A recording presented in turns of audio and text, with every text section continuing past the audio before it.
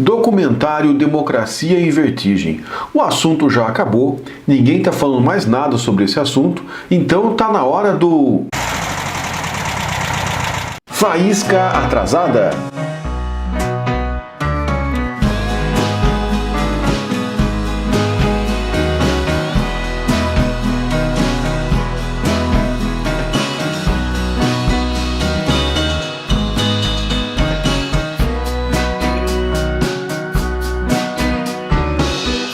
Oi pessoal, bem-vindos a mais um vídeo do canal História Recente.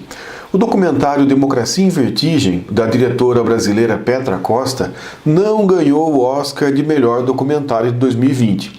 O que eu já posso dizer para vocês é que o documentário Não Vai Ter Golpe, feito pelo MBL, sobre o mesmo assunto, sequer foi indicado. Na verdade, nós só ficamos sabendo que existia esse documentário do MBL porque o MBL entrou na campanha contra o Petra Costa e contra o documentário Democracia em Vertigem, junto com a Rede Globo, com o Pedro Filtro Solar Bial, com o governo Bolsonaro, enfim, com todo o pessoal, com toda a galera que estava do outro lado do balcão quando a Dilma sofreu o impeachment. Teve um grande debate rolando sobre o filme no começo do ano, então já tem muita coisa boa dita, análises sérias, mas também muita crítica sobre a objetividade do documentário. Algumas doses de mimimi, toneladas de dor de cotovelo, enfim, links na descrição. O viés diferente que eu quero dar aqui é sobre como o documentário da Petra Costa é oportuno para a gente pensar o que é história recente. Ora, como vocês viram no vídeo de apresentação do canal, história recente é aquela na qual os personagens ainda estão vivos ou os acontecimentos ainda interferem de forma direta no nosso cotidiano. E aí fica essa pergunta: se todo mundo vive a história recente, será que alguém tem um ponto de vista de fora dessa história que pudesse ser objetivo, que pudesse dizer pra gente a verdade sobre o que realmente aconteceu? Então essa é uma discussão, a gente pode dizer assim, para usar uma palavra complicada, epistemológica, quer dizer, uma discussão sobre qual que é o critério para eu dizer que determinado enunciado, determinada frase, determinada narrativa é válida ou não. Então epistemologia é isso, tentando traduzir rapidamente, e essa é a discussão que a gente vai fazer um pouquinho sobre o vídeo da Petra Costa, sobre esse documentário. A primeira coisa que a gente tem que pensar é quem é a Petra Costa, ou seja, quem que é a diretora desse documentário. Antes de pesquisar qualquer coisa sobre ela, a gente sabe que ela é alguém que tem acesso, é alguém que está muito próxima e tem mesmo uma certa intimidade com a presidenta Dilma, porque ela aparece no documentário. Quer dizer, uma das lógicas desse documentário é que a documentarista não fica atrás das câmeras, ela vai para frente das câmeras e, de certa forma, ela faz um paralelo entre a história de vida dela e a história da democracia. Então ela vai dizer que ela nasceu, né, quando estava acabando a ditadura militar, e aí ela, enfim, tinha ali 2 anos quando efetivamente terminou a ditadura, e vai dizer que ela tem mais ou menos a mesma idade que a democracia brasileira nesse período. A gente já sabe que teve outros períodos democráticos, mas ela faz essa comparação, né, essa democracia nesse período que nós estamos vivendo. E aí o grande argumento dela é que a democracia está em crise, está no limite, né? Em inglês o documentário, eu acho que é Democracy in the Edge, quer dizer, seria a democracia na beiradinha, democracia no limite, e aqui no Brasil ficou democracia em vertigem. Então ela quer dizer isso aí, do mesmo jeito que a democracia, ela parecia que ia caminhar para o Porto Seguro e na verdade não caminhou, que ela está hoje no limite, que ela está em vertigem. Da mesma forma, a trajetória de vida da Petra vai ser uma trajetória em que as coisas parecem se caminhar para um destino tranquilo, e o que você vê da documentarista, então ela é a documentarista, ela é a diretora, ela é a narradora, ela é personagem também do filme, e você percebe que ela tá mal, né? É até difícil, a partir de certo ponto, é um documentário longo, é até difícil assistir de tanto borocochô, de tanto baixo astral que você percebe na voz dela. Então não é só a democracia que está em vertigem, mas a própria Petra também que está em vertigem. É muito R aí, né? Própria Petra, quase 3 tigres tramando trigo no prato de trei lá o quê. Vou cortar essa parte, não ficou bom no vídeo não. A Petra é alguém que está convivendo no círculo mais íntimo, né, da presidenta Dilma, portanto ela faz parte dessa história que está narrando, ela filma de dentro da residência oficial da presidenta, quer dizer, ela tem um ponto de vista que é privilegiado, ou seja, ela filmou essa história, ela fez um documentário sobre esse trecho da história de dentro do olho do furacão. Então é a história, é ao mesmo tempo, né, uma história que ela testemunhou e é sobre ela testemunhando essa história também.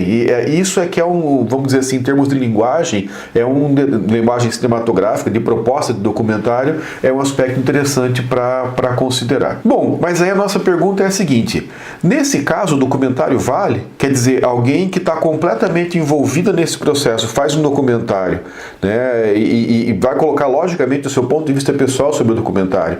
Isso aí vale como documento para a história, ou estaria completamente perdido por falta de objetividade? Porque você sabe, lógico, ela está filmando de um ponto de vista. Quando você faz a faculdade de História, tem um texto clássico que é um verbete da Enciclopédia Einaudi, que foi escrito por um pesquisador francês muito famoso chamado Jacques Le Goff. E o Le Goff, ele escreve esse verbete chamado Documento Monumento.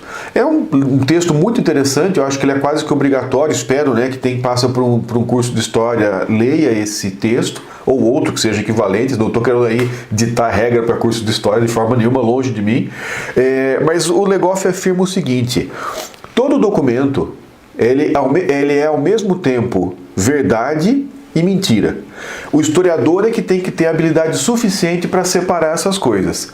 No mínimo, todo documento é verdade pelo fato de ser um documento e representar uma época e trazer informações que podem ser levantadas sobre essa época, desde que olhado de forma crítica. Aí alguém lá na plateia levanta e fala: pô, história recente, mas como é que fica o Plano Cohen, então? Para quem não sabe, o Plano Cohen foi um documento criado em 1937 pelo general Olímpio Mourão Filho, o mesmo cara que disparou o movimento que levou ao golpe de 64, quer dizer, o cara já tinha experiência, né? E fazia fake news antes da gente usar o termo. O que era o Plano Cohen? Ele foi um plano redigido pelos militares que estavam no poder, dizendo que quem escreveu esse plano seriam os comunistas e seria um plano comunista para tomar o governo. Aí o cara inventa esse documento e sai correndo lá e fala: achei um plano dos comunistas para tomar o governo, está na hora da gente dar um golpe para evitar que os comunistas deem um golpe. A gente vai ter que acabar com a democracia para evitar que os comunistas acabem com a democracia. Enfim, coisa antiga, né? História antiga aí na nossa trajetória política como país. Esse documento é um documento falso, quer dizer, o que ele está dizendo, o documento olha para você e fala assim: eu sou um plano dos comunistas para tomar o governo. A gente olhando hoje, né, 50, 60, sei lá quantos anos depois, a gente pega esse documento, a gente sabe que esse documento é falso, esse documento está mentindo. Ele está dizendo que ele é um plano dos comunistas, mas ele não é um plano, ele foi uma coisa inventada, né, foi um documento falso, inventado por militares para ajudar o Getúlio Vargas a estabelecer a ditadura do Estado Novo. Então como é que esse documento pode ser verdade? Olha, ele é documento verdadeiro no sentido de que ele traz essa possibilidade da gente tirar a informação. A mentira dele realmente foi contada. Então, nesse sentido, é verdade que o documento é mentira. Então, parece aquele negócio, é verdade esse bilhete, né? Porque ao mesmo tempo que o menino dizia lá que ele tá tentando passar um trote na escola na professora, que ele dizia que né, esse documento é verdade e tal, o documento, o bilhetinho documentava a mentira que o menino estava contando, coitadinho, né? Virou meme até, ingenuamente ali, porque o pai não iria escrever, a mãe não ia escrever bilhete, né? A gente imagina. E o próprio fato de ele querer dizer que era verdade, né? O bilhete já mostrava que o bilhete era mentira. Enfim, o documento sempre é verdade porque ele sempre testemunha alguma coisa. O historiador é aquele sujeito que tem que ter a condição de saber se o que ele está testemunhando aconteceu ou não, né? Em termos práticos, ou se é uma distorção, se é uma tentativa de mentir, se é uma tentativa de contar uma história e legar alguma coisa para o futuro. E ao mesmo tempo, todo documento é mentira Porque ele sempre quer estabelecer uma certa versão sobre os acontecimentos como se fosse a melhor, a única, a mais verdadeira, a mais legítima, etc. Ou seja, todo documento, por mais verdadeiro que seja, ele tem essa dimensão de uma certa quantidade de mentira que a gente tem que estar desconfiado para falar, poxa, mas o que esse documento não está me dizendo? O que ele está tentando tirar? Bom, com isso eu não quero dizer, né, que a Petra não está sendo honesta. Pelo contrário, eu acho que é um documentário que tem uma dose de honestidade muito grande, porque ela fala da corrupção que aconteceu sob os governos do PT. O pessoal fala que o PT não fez autocrítica, mas você tem o Gilberto de Carvalho, por exemplo. Então, como partido, sim, não tem essa discussão e tem, né, toda uma argumentação para que não se faça isso nesse momento. Mas você tem o Gilberto de Carvalho falando, olha, nós perdemos o contato com o povo, a gente acabou se enfiando aqui na institucionalidade, no parlamento, no executivo e perdemos o contato com os movimentos sociais. Então, né, tem um processo de autocrítica ali. Fala dos erros econômicos que a Dilma cometeu, né, fala dos problemas econômicos que acabaram sendo gerados. Então, não é vamos dizer assim, não é um documentário chapa branca também. O fato de ser um documentário feito por alguém lá de dentro, ou muito próximo da Dilma, não quer dizer que é um documentário chapa branca que só vai falar o que interessa. Não é um documentário, vamos dizer assim, oficial. É um documentário que acontece, olhado de dentro, mas que também tem liberdade para fazer críticas ao poder do jeito que ele estava acontecendo. Aí, a gente sempre tem que se perguntar, né? Quando eu tenho um documento que é claramente mentiroso, ainda assim ele tem informações para dar sobre o período no qual ele surge ou ao qual ele se refere. E a gente tem que fazer algumas perguntas entre várias outras que a gente tem que fazer para um documento.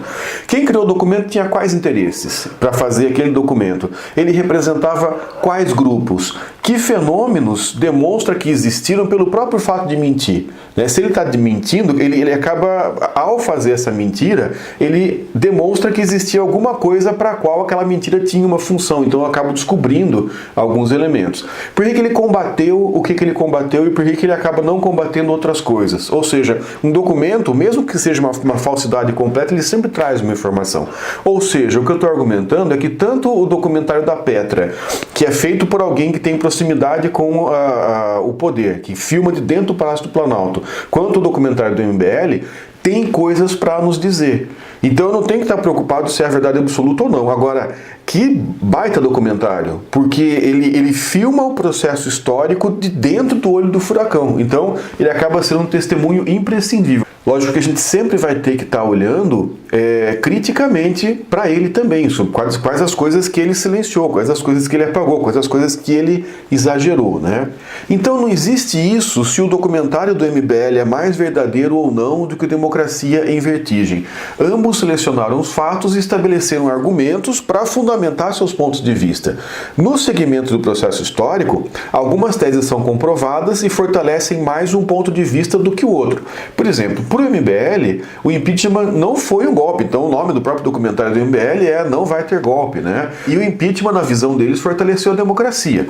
Para o Democracia em Vertigem, que é outro documentário, foi exatamente o contrário. Foi um golpe duríssimo na democracia, que ia fazer com que a democracia demorasse muito tempo para se recuperar e iria abrir, né, dando condições para novos constrangimentos à democracia.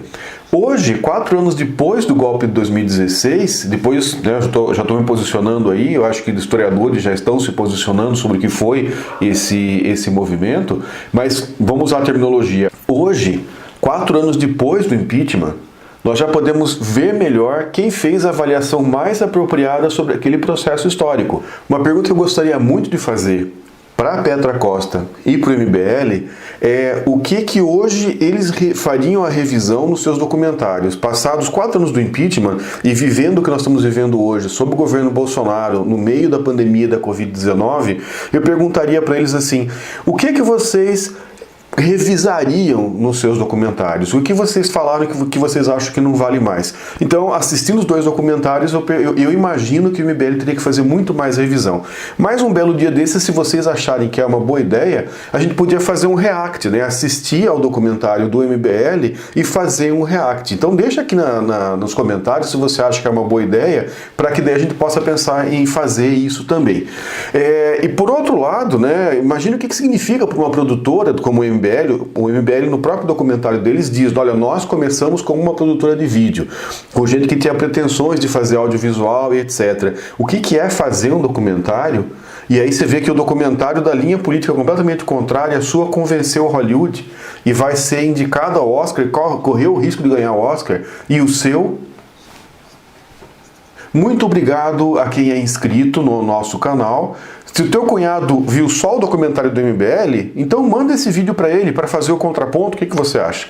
Se você quiser apoiar o nosso trabalho e não for inscrito ainda, você também pode se inscrever no canal. Se você já for inscrito, compartilhe nas suas redes esse vídeo aqui, clique no sininho para receber as notificações. Obrigado por assistir e até a próxima!